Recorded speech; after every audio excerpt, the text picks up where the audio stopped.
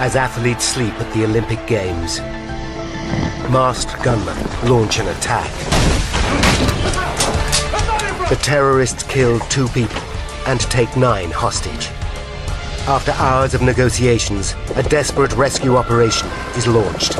Now they are going to kill these people. But it ends in catastrophe. Suddenly, whoom, and all bets are off. 17 people are dead. All of the Israelis taken And the world faces a terrifying new reality. No one is safe from terrorism. Now, one man uses classified government secrets hidden for 30 years This doomed the operation. to finally reveal the explosive truth behind the Munich Olympics massacre. Disasters don't just happen. They're a chain of critical events. Unravel the clues and count down to those final seconds from disaster.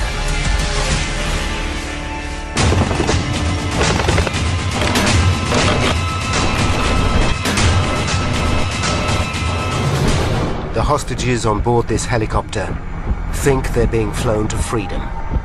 In truth, they're being flown to certain death.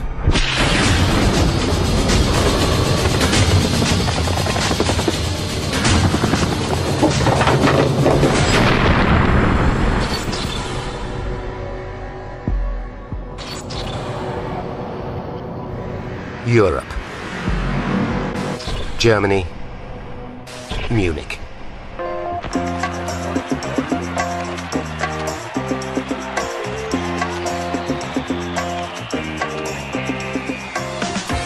The Olympic Games in Munich are underway, a festival of international competition. 900 million viewers in 100 countries watch in amazement as American swimmer Mark Spitz wins 7 gold medals, and Soviet Olga Korbut enchants the world with her dazzling gymnastics. The presence of a team from Israel is highly significant. The sight of Jewish athletes attending a German Olympics symbolizes the whole spirit of the Games.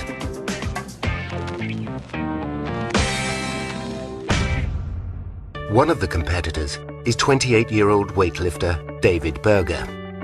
David is actually from Cleveland, Ohio. He failed to qualify for the US Olympic team, but being Jewish, he's entitled to represent Israel. The law graduate has little chance of a medal, but he doesn't care.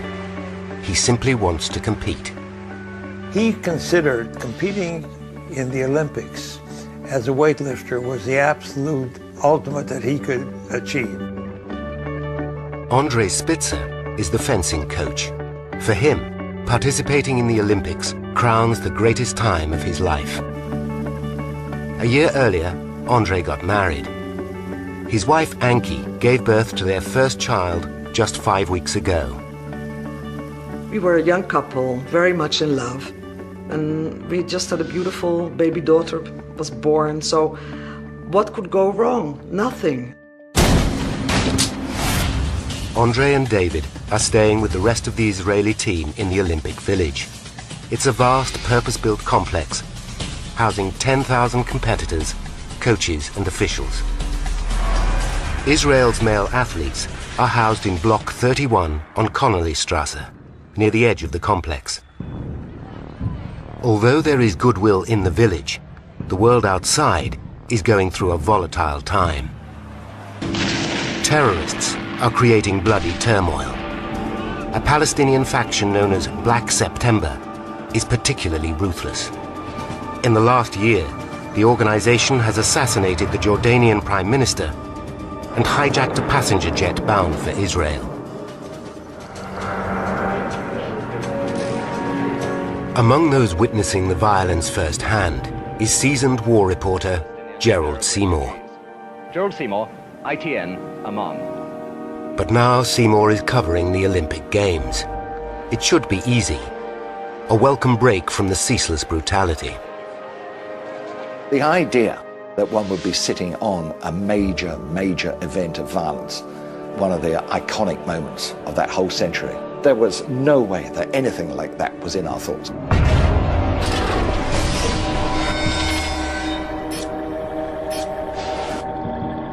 Just after 4 a.m. on Monday, September the 5th, masked gunmen break into the Olympic Village. They make their way to Block 31, Connollystrasse, where members of the Israeli team are sleeping.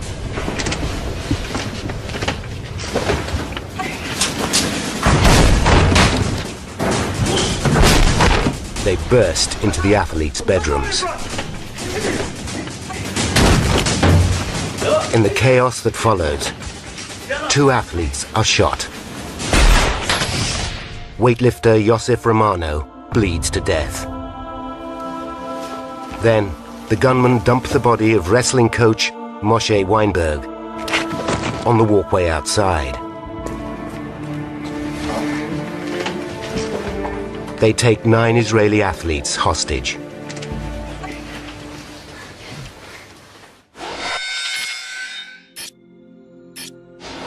At 5:30 a.m., a police officer sees Weinberg's body outside Block 31. He raises the alarm. As the police remove the body, they spot masked gunmen inside. The panicked officers alert Munich police chief Manfred Schreiber. 47-year-old Schreiber has a formidable reputation as an uncompromising hard man. His officers call him the sheriff because he always gets his man. At Olympic headquarters, Schreiber takes immediate command. He forms a committee to deal with the crisis.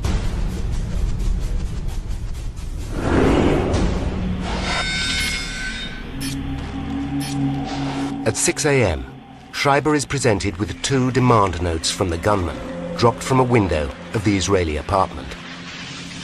The first sheet announces that the killers are members of Black September. The second is a list of 234 Palestinians jailed in Israel. The terrorists demand that Israel's government release all the prisoners by 9 a.m. in just 3 hours' time.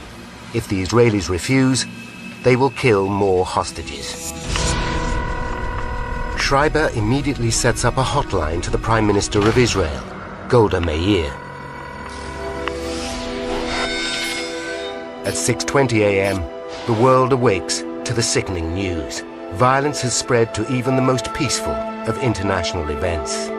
This is an ITN news flash from the Olympic Village in Munich, where early this morning armed Palestinian guerrillas... The media reports that several Israeli athletes have been taken hostage. 2 are dead. 1 is reported as the boxing coach. This sets alarm bells ringing for Anki Spitzer. I knew there is no boxing coach. I know that Andre was a fencing coach, so I tried to find out what happened, but nobody could tell me. By 7:15 a.m., police established that 9 Israeli athletes are being held hostage on the first floor of Block 31 in a bedroom at the rear. Among them are Andre Spitzer and David Berger. But the police don't know how many terrorists are involved. The world waits for Manfred Schreiber's next move. Schreiber waits for a response from the Israeli government. Will they agree to the terrorists' demands? Israel's Prime Minister Golda Meir tells Schreiber she needs more time to convene her cabinet. But time is running out.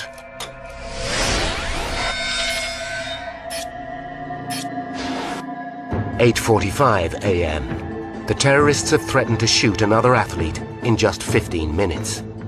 Schreiber must attempt to negotiate. He takes the long walk to Block 31, accompanied by 2 Olympic officials. One of the terrorists emerges from the building. He wears a safari suit and boot polish on his face. Despite the comic outfit, he oozes confidence. The man introduces himself as Issa and says he's in charge. His real name is Lutif Afif, a 35-year-old from Nazareth. 3 of his brothers are also members of Black September. 2 are held in Israeli jails. With just seconds to go until the 9 a.m. deadline, Schreiber must persuade Issa to give him more time. The lives of the 9 athletes depend on it.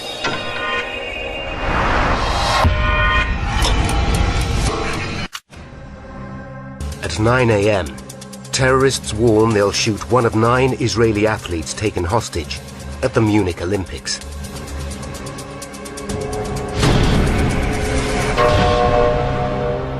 Police Chief Manfred Schreiber pleads with terrorist leader Issa for more time to meet their demands. Issa agrees. He extends the deadline until 12 noon, but he warns Schreiber that at noon he will order the execution of 2 more athletes. Schreiber has 3 hours to persuade the gunman to surrender, or Israel to release Palestinian prisoners. By now, the siege is a media frenzy. 4,000 journalists and 2,000 TV crews are in Munich. At the Olympic Stadium, the games continue as normal. But there's only one story in town. Arab guerrillas have invaded the male athletes' housing area. Killed 2 Relatives of the captured athletes keep vigil by their TVs. It was totally unreal that you were watching a B-movie someplace and that everything was going to turn out all right. 11 a.m. The Olympic Committee bows to international pressure and suspends the games, placing the whole event in jeopardy. This puts even more strain on Police Chief Schreiber. Now, he must save the Israeli athletes and the Munich Olympics. 11:15 a.m. Finally, Schreiber's wait is over. Israel comes back with its answer. It will not give in to the terrorists' demands. It will not release a single Palestinian prisoner. Schreiber realizes that the siege can only be ended by force. But to launch an assault, he needs one crucial piece of intelligence. Schreiber must find out how many gunmen are inside Block 31. He must buy more time.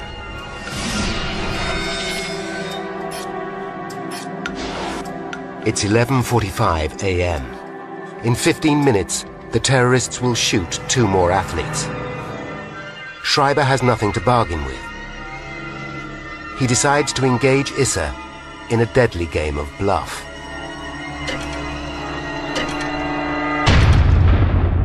Noon comes. The world braces itself for gunshots. Schreiber has told Issa that the Israelis are cooperating. The question is, will Issa buy it?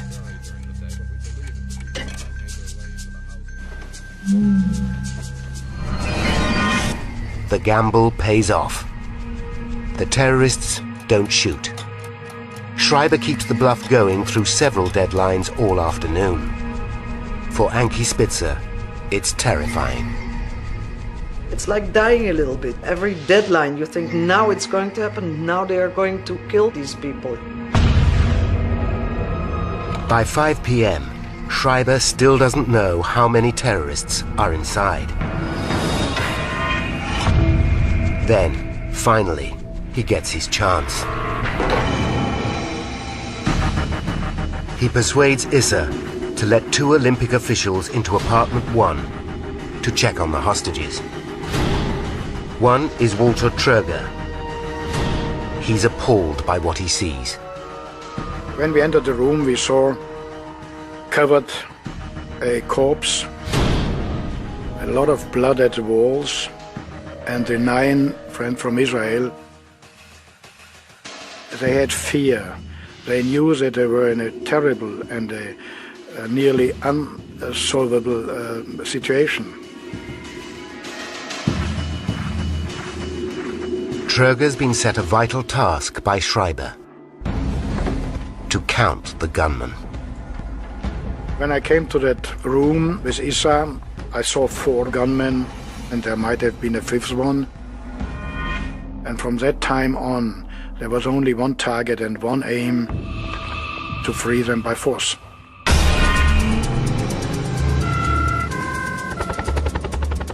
Finally, Schreiber knows there are 5 terrorists. He responds immediately, ordering policemen armed with machine guns onto the roof of Block 31. Ankie Spitzer has now spent 10 hours watching and waiting. She's desperate for it to end. I was rather pleased because I was, at least somebody was doing something, you know, somebody was trying to take action. As the armed officers get into their positions, the terrorists seem to sense what's coming. Schreiber gives his men an order. To the amazement of all, it's an order to retreat.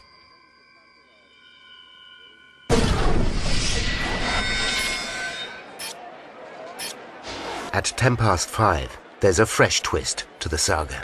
The terrorist leader Issa demands a plane to fly the gunman and the hostages to Cairo, Egypt. Schreiber's been under intense pressure for 11 hours. Now he's presented with the chance to take the siege out of the Olympic Village. Schreiber agrees to Issa's demands.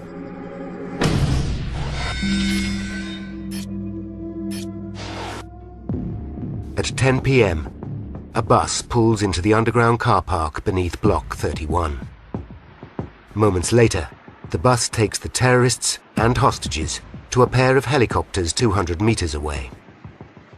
The helicopters will fly them to Fürstenfeldbruck, a military airport 25 kilometers west of Munich.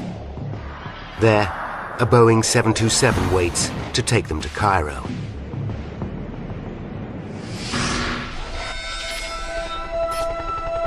At 10:05 p.m., TV cameras capture the helicopters leaving the Olympic Village. As the helicopters disappear, the media circus and spectators head to the airport. Among them, Gerald Seymour. And that was rather a sort of evening picnic carnival atmosphere. Lots of people there, all waiting for a little bit of a show, which is going to be an airplane taking off. What the spectators don't know is that Police Chief Schreiber has no intention of letting the terrorists fly anywhere. At the airport, he's set a trap. 5 snipers wait for the helicopters to land. 3 on the control tower.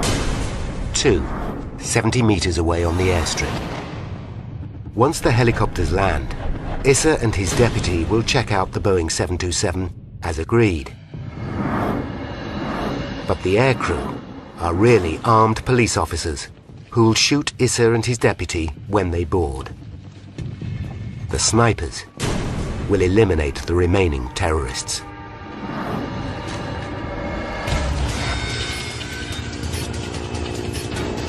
At 10:30 p.m., the helicopters land. Outside the airport's perimeter fence, reporter Gerald Seymour struggles to see in the dark. The minutes go by, there is nothing to photograph. On the airstrip, Issa and his deputy board the plane. Then, get back off. Sniper 3 gets Issa in his sights and waits for the order to shoot. Suddenly, whoom! And then we're seeing the bursts of tracer. And all bets are off. The whole situation has suddenly changed. The snipers fail to eliminate the terrorists. A furious gun battle erupts. Tied together in the helicopters, the athletes can only pray. At a military airport west of Munich, German police are trying to rescue 9 Israeli hostages. For 30 minutes, they exchange fire with the terrorists.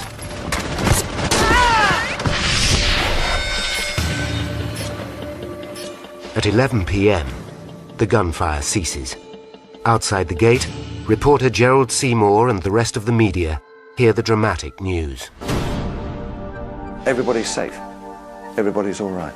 It's been a triumph. All the hostages have been rescued by The good news travels the world. military airport. In the Spitzer household, relatives celebrate, but Anki refuses. I'm just waiting for one phone call because I know that in whatever state Andrei will be after this ordeal, the first thing he will do is call me. At 1 minute past midnight, Gerald Seymour watches 4 armored cars drive into the airport at speed, followed by vans of armed police. He sees more gunfire, then 2 massive explosions.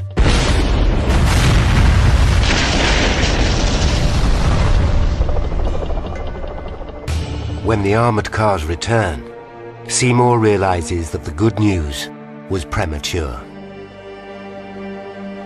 The big gates open, and the lights are on the face of the young officer or NCO, and the lights show the glistening of the tears that stream down his face.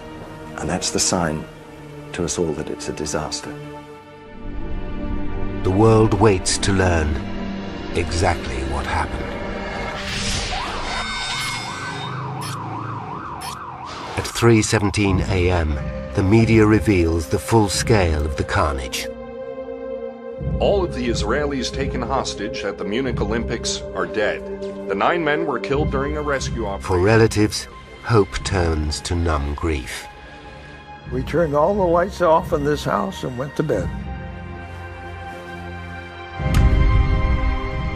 You don't think, you don't feel, you just react. After something like this happens, I was very angry and I wanted something to be done,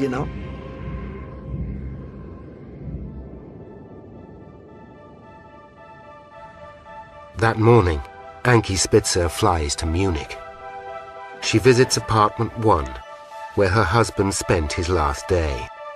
Once there, she makes a vow. I just stood there and said to myself, I will have to tell the world that this is what happened, so that nobody will ever forget that this happened, so that it will never happen again. The truth of what happened that day remains shrouded in mystery. Many key witnesses are dead. Others are sworn to secrecy. As a result, questions still persist as to how the rescue attempt went so disastrously wrong. For 20 years, Anki Spitzer hounded the German authorities for their official report about the Munich massacre. They denied its existence. Then, in the early 1990s, an anonymous source started sending her pages of the government's investigation. She now holds the entire report of 3,800 files. Anki wants it analyzed and responsibility for the disaster publicly acknowledged. It's about time that somebody really, got a good look at all this so that you can see what mistakes were made by the German authorities and make justice, historical justice, and take the responsibility. Now, by going deep into the top-secret German investigation, we can reveal the facts behind the disastrous rescue plan. A plan that shames the German authorities. One man has agreed to come to Munich to analyze the classified report for Anki. Leroy Thompson is an expert in resolving siege situations. Thompson is a former US Army officer who was injured on an exercise in Russia. He has written more than 30 books about security and lectures police forces all over the world. Eliminate any terrorists that have not been dealt with. Thompson has a professional interest in the Munich Olympics. He was a security advisor at both the Athens and Barcelona Games. The first question is, how did the armed terrorists break into the Olympic Village in the first place? In Thompson's experience, the Games are the most heavily policed and security-conscious sporting event in the world. Anki's copy of the official report states that the 1972 Games were policed by 2,000 security guards, and the entire village was surrounded by a 2-meter-high wire fence. If true, how did the terrorists enter with such ease? there's one way to find out. Thompson tracks down Olympic organizer Walter Troger. Troger reveals that although on paper security sounds impressive, it was in fact deliberately relaxed. The security concept has been not to show arms, to have security people, but in civil uniforms, no weapons around. This was a concept to show the friendly, the peaceful Germany. But British reporter Gerald Seymour is more scathing. Nothing was forbidden. It was open, friendly, warm. Result, the Olympic Village was wide open. Security basically did not exist there. Once inside the village, how did the terrorists locate Block 31? And how did they know the exact apartment that housed the Israeli team? Today, the Olympic Village is a vast residential housing estate, and Block 31 Connollystrasse still exists, if, that is, you can find it. It is a very confusing maze of buildings, and I think it drives home that the terrorists had certainly done a recce and possibly had assistance in locating number 31 Connollystrasse. Thompson goes back to the official classified report for further clues, and has a breakthrough. He discovers that in the weeks leading up to the Games, terrorist leader Issa and his deputy were employed as construction workers in the Olympic Village. This gave them the perfect cover to plan their attack in minute detail.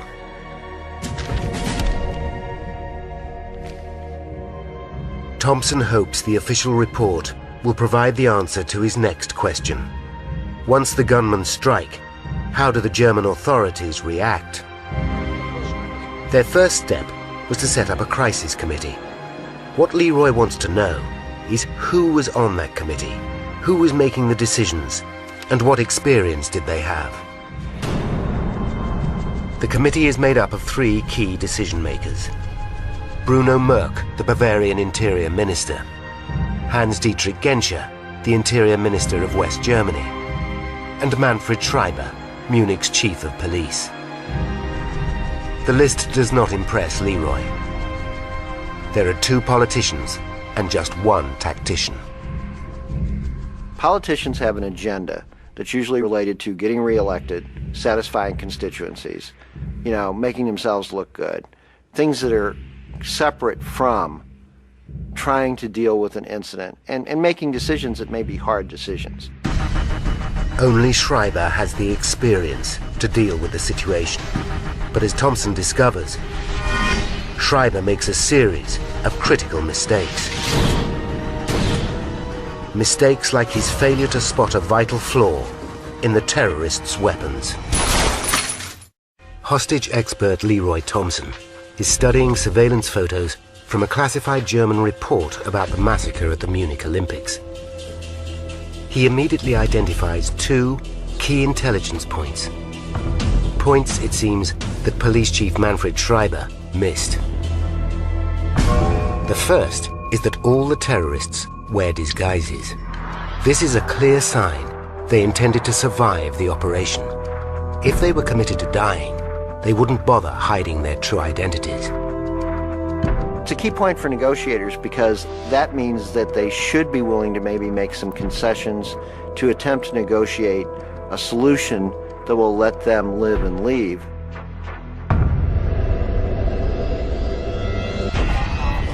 Next, Thompson identifies a second key intelligence point. The terrorists are armed with AK-47s. Thompson knows that gunmen like the Palestinians are trained to always keep the safety catches on. As he demonstrates at a firing range, this small fact is absolutely vital. Normally you want a safety that by just using your trigger finger you can quickly flick it off. That's not the case with the AK-47. As you can see, it's almost impossible, if not impossible, to do. The design means the operator has to take his finger off the trigger to ready the weapon. This, of course, would give the German police, if they were going to launch an assault, an extra couple of seconds. Seconds can be the difference between life and death. 2 seconds would give a skilled marksman time to pick off a target and time for an assault team to attack. Yet when Thompson studies the official report, he finds no mention of the safety catches.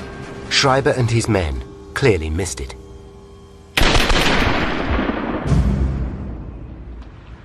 To get to the bottom of the next mystery, Thompson studies the television archive. He wants to know why Schreiber doesn't clear the entire area of media and spectators. Thompson explains it's the first rule of tackling a hostage situation. The reason is simple. An AK-47 is an automatic weapon with a magazine that holds 35 rounds of ammunition. And they had multiple magazines, and it's not impossible that dozens and even up to 100 people could have died had they really started shooting. Schreiber's failure to clear the area is a mistake, but there's far worse to come. For Thompson, the key to resolving any hostage siege is to know your enemy. Schreiber needs to know exactly how many terrorists are inside Block 31. Only then can he plan a successful assault. Thompson knows Schreiber had one excellent opportunity. Just after 5 p.m., he persuades Issa to let 2 Olympic officials into apartment 1 to check on the condition of the hostages. The officials report seeing 5 terrorists. This is the information Schreiber has been seeking. He now launches his assault plan. To analyze the assault, Thompson studies archive footage of the armed German policeman climbing onto the roof of Block 31. He's not impressed. They were uncomfortable in the way they were climbing across the roofs. They weren't doing it, what we say, tactically, which means using every bit of cover, moving in such a way that they're always ready if they have to engage the terrorists. They were holding their weapons in a manner that didn't show they were used to using those weapons at close quarters. So who was this assault team? And why, just as they were poised to strike, were they ordered to retreat? To find out, Thompson tracks down Heinz Hohensen, one of 13 officers who scaled the roof that day. He is shocked to learn that the assault team was made up of regular street cops. We were officers who worked the street. There was nobody else. No anti-terror unit existed, which is why it was only us who were suitable for this task. As the police officers wait for the order to attack, their boss Schreiber notices something odd. The terrorists seem to be reading his every move. We were still on the roof when we were informed that our operation was very likely to be abandoned. Schreiber suddenly realizes that preparations for the assault are being filmed, and that the terrorists are watching every move live on TV. He aborts the operation, much to the relief of his officers. Probably all of us would have been killed in the bloodbath. Schreiber's failure to secure the area and clear the media has come back to bite him. Thompson wants to quiz Schreiber about some of his mistakes that day. He requests an interview. Schreiber declines. So Thompson decides to do some research into the man they call the sheriff. Deep in the vaults of a daily Munich newspaper, he discovers a file on Schreiber.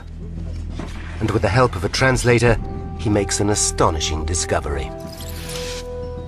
In August 1971, a year before the Games, Schreiber played a key role in another hostage crisis. During a failed bank raid, 2 armed men took 17 people hostage. After a tense standoff, Schreiber ordered a marksman to open fire. 1 bank robber is injured, but not fatally. As a result, the robber shot an innocent woman, dead. Schreiber was charged with involuntary manslaughter. 4 months later, the charges were dropped, But Thompson suspects that the incident affects Schreiber's judgment. He may not have been willing to make the call that it's time for us to use lethal force to settle this incident now. So the lives of the 9 Israeli hostages lay in the hands of one compromised police chief and 2 politicians. Thompson is beginning to understand why the operation at the airport went so disastrously wrong.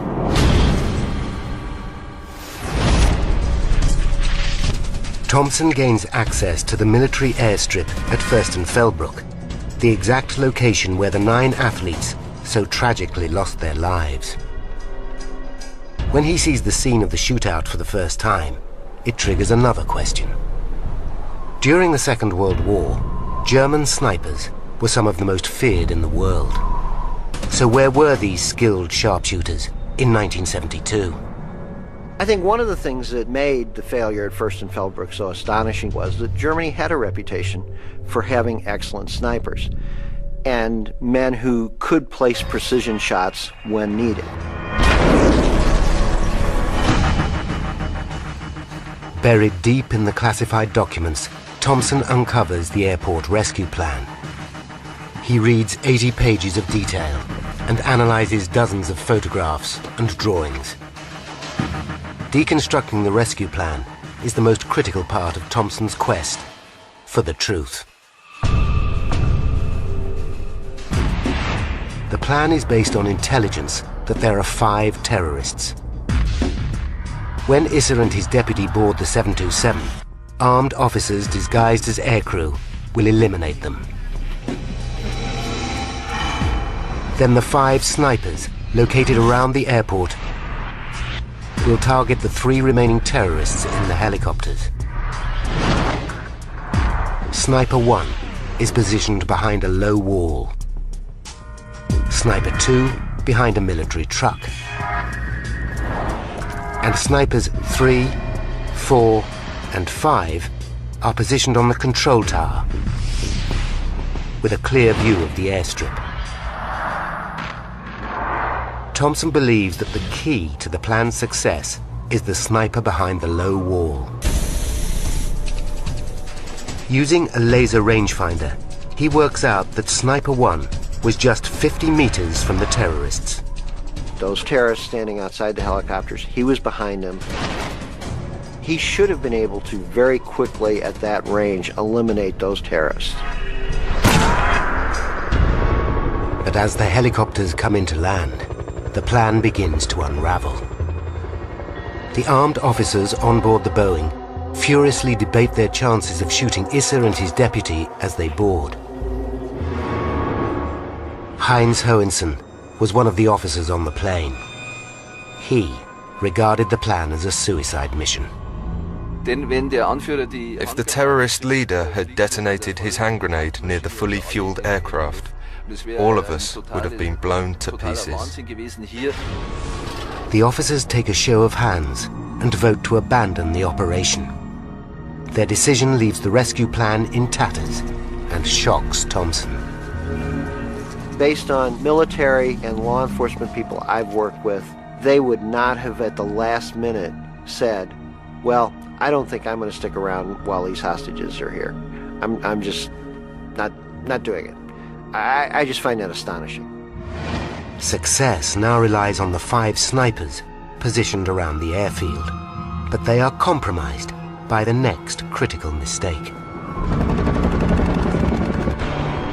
The helicopter pilots are instructed to land side on and to the west of the control tower. This will give the snipers a clear line of sight as the terrorists throw open the side doors of the choppers. But critically, both pilots land face on to the control tower. It's not clear why the pilots make this mistake, but it jeopardizes the entire rescue plan. It leaves the snipers on the control tower with no clear shot of the terrorists. Worse still, it places snipers 1 and 2 on the ground, directly in their line of fire. But the snipers' problems don't end there. They are not issued with night vision goggles, bulletproof vests, or even steel helmets. But who were these snipers in the first place? They were all regular policemen. By delving into the history books, Thompson discovers that in 1972, West German law forbids the military from getting involved in domestic armed conflict. The German army's expert snipers were unable to offer their skills. I mean, I find it unforgivable that the German police had not trained at least some snipers to fill that gap.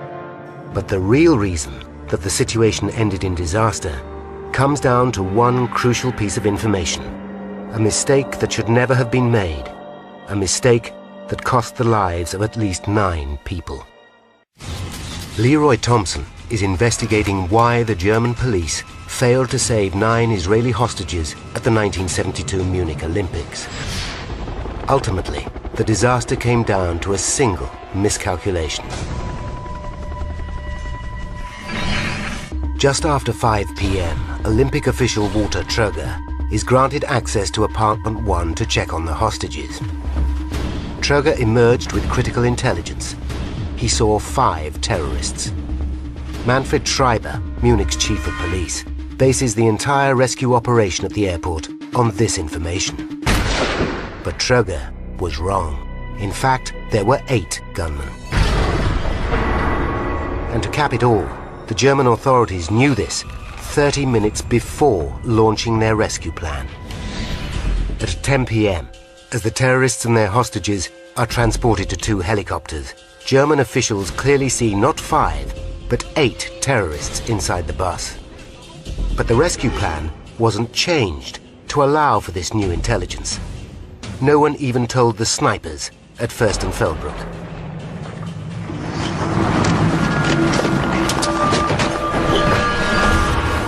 But the snipers still have a chance to overcome the terrorists. Their last hope rests with Sniper 3. He has one split-second opportunity to eliminate Isser and his deputy,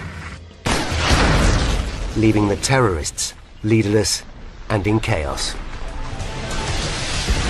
Now, by rewinding to the start of the airport rescue operation, we can reveal the horrifying consequences of the ill-conceived plan. 10:30 p.m. The helicopters transferring the terrorists and hostages to Fürstenfeldbruck land in the wrong position. Isser and his deputy disembark. They walk to the 727 as planned. They climb the steps of the plane and walk inside.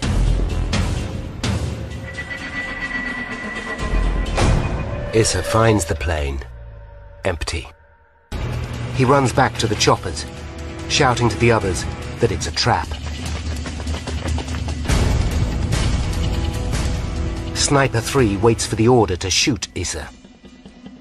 With no telescopic sights and poor lighting, he struggles to see his target.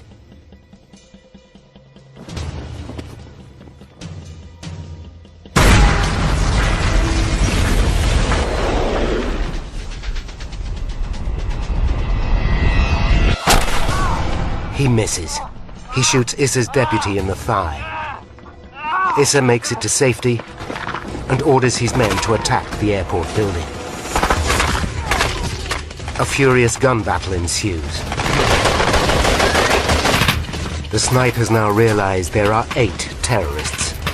Snipers 1 and 2 find themselves pinned down by the gunfire of snipers 3, 4, and 5. They can play no part in the shootout. It's now 3 snipers against 8 terrorists. By 11 p.m., the snipers have killed 2 terrorists, but they're being outgunned. They stop shooting and wait for backup.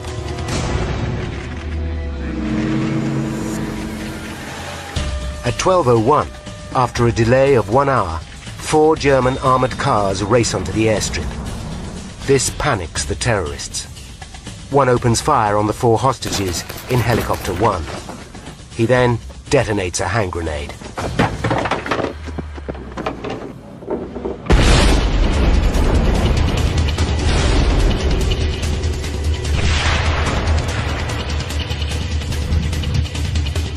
snipers shoot and kill Issa.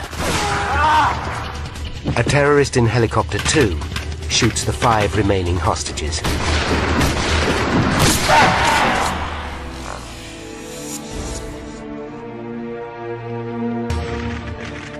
At 12:30 a.m., the shooting stops. All 9 Israeli athletes are dead. 5 terrorists and a German police officer are dead. 3 terrorists survive and are arrested. 14 Israeli children are left fatherless.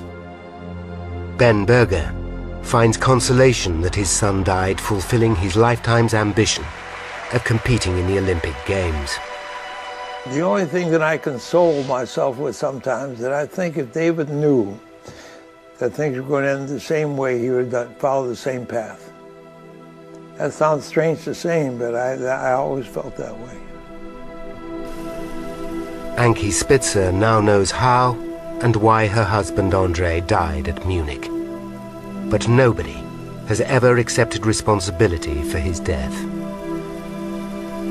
I only know one thing, that my 5-week-old daughter had to grow up without a father, and I lost my husband, and I think somebody is responsible for that.